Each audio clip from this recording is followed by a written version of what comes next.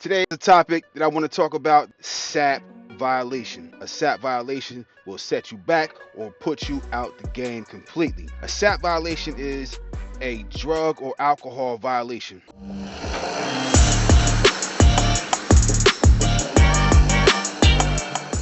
After getting my CDL license, my first CDL job, I was making six figures, and about a year and a half in, they sent me for a random urine one morning.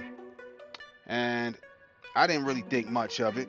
I live in a state where marijuana THC is legal. At the time, I was taking edibles on the weekend. I went for my drug test. A couple days later, I got a call from a guy at a lab asking me, "Hey, is your name Terrence?" Well, who's this? Who's speaking? Who wants to know? They named the lab. "Well, we have your drug test back." He said, "Okay, I just wanted to know if you use THC." As it turns out, the Department of Transportation, or DOT, does not care if your state legalized marijuana for recreational use. That was a violation. So the lab got back to my job, and my job had a zero tolerance policy. So they fired me on the spot. That was a six-figure job. I was a year and a half in. I made six figures my first year. I felt good. I was finally saving money. I was finally making enough to start investing. They say, you want to make God laugh, tell him your plans. Well, that's one thing I didn't plan on. I planned on being at that company for a few years, saving enough money, and then going and doing something that was a little bit more lax and less laborious. So, just the simple fact of taking edibles in a state where it's legal with a CDL license, that changed my life, and it changed my family's life. It's a hard thing to have to go home and tell my wife that I cannot provide because I got fired. So that was a setback. Luckily, I was making enough money at that job that I got fired from that I was able to start investing, and I was saving money. So I had a nice cushion until I was able to get back on my feet. Having a SAP violation is a huge hurdle with a commercial driver's license. I could no longer drive a commercial motor vehicle until I completed the SAP program. If you already have your CDL license, you should already know about the FMCSA clearinghouse. If you don't, it's a website where it's like a hub for all CDL drivers, and employers or prospective employers can request your information. So they request your information, and you got to give them consent. If you don't give them consent, you'll lose your license. So it's kind of pointless to actually have to give consent, but you have to give consent for your record, whether you got DWIs, tickets, failed urine tests, it's all on there. So I got a SAP violation. I went and checked the FMCSA clearinghouse website, and the violation's up there. It says the date that I caught the violation, when I was terminated from the job. The SAP program is a six-step process for you to potentially get your commercial driver's license back. So I was in complete non-compliance. I was in violation status. I couldn't get behind a big rig. Nobody would hire me. So all I had was a regular license. If you have not gotten the drinking, drugging, or getting high, or whatever you want to call it, if you have not gotten that out of your system, don't get a commercial driver's license yet. You're not ready. The first part of trying to get your commercial driver's license back is you have to link up with a SAP professional, or a substance abuse professional. You have to seek out a qualified SAP professional, somebody who's qualified in the field of assessing you for drugs and drug and alcohol abuse. So I was calling a few places. It was all over the board with what type of treatment they were willing to offer, and the pay was all over the board. I didn't know where to start.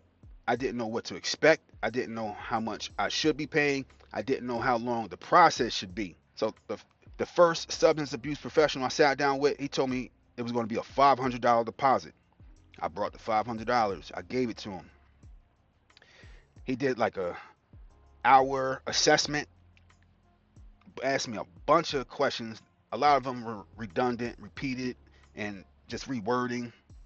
This was really an NA program. I just took some edibles. I didn't feel like I needed no NA program.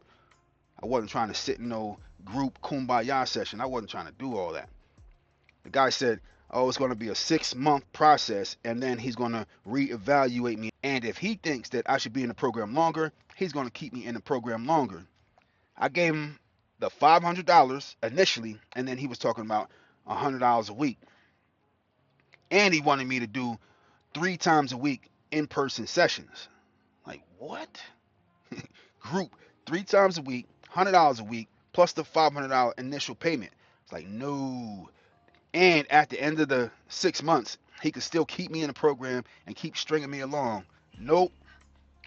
Like, man, I went to that first session, got that first session over with, and then started calling other people. Like, yo, nah, this can't be life. It's gotta be more. It's gotta be more than this. It's gotta be something better, quicker. I started watching a bunch of YouTube videos about people who caught Sap violations, and I happened upon one channel. I don't remember the channel because it was a long time ago, but I happened upon a channel that was talking about this one substance abuse professional. So he gave the guy's name. He said, yo, call this guy. This guy's good. This guy's legit. I called the guy, did an assessment over the phone. We set up a plan, and sure enough, he did the assessment, sent me for urine, got that initial assessment, and then he updated my FMCSA clearinghouse. I'm like, whoa, oh no, this guy's legit. I passed the urine, and I was on my way. I passed the urine, I was on my way to getting my license back. You know, that set me back, but man, I just wanted to start this conversation about Sap violations. If you've caught one, if you're still getting high, if you're still drinking, do not get a commercial driver's license. Stay off the road. They will sit you down. I think the law changed since I caught my violation, but I heard the law is more strict for Sap violations now. So don't catch one. It took me about 2 years before I could find a company that was willing to hire me to start driving a commercial vehicle again. I got so many no's. DOT will sit you down. It'll have you think about changing your career path. A Sap violation is no joke. And depending on what you get popped for, they'll sit you down for a long time. They'll really put you through some intensive programming. Because of what my violation was for, first time offense, it was only edibles. So it wasn't intensive. But yeah, he definitely did the assessment. We definitely had some talks. It's definitely a bit of a process, but I'm in the clear now. I'm going to talk about the Sap violation process in a different video, but I just wanted to put it out there and open up the conversation here, or open up this forum for conversation. I am a Class A commercial driver for a company. I don't have a ton of experience. I am a felon, so I've been to prison before, and I have a Sap violation on my record, and it will be there until 5 years passes. So if I can do it, you can do it.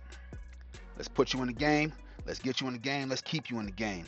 If you got any questions, comments, put it in the comment section. If you haven't already, please hit that subscribe button, like, and let's start this conversation. Trucker Terrence here, signing out. I'll see you on the next one. Keep it trucking.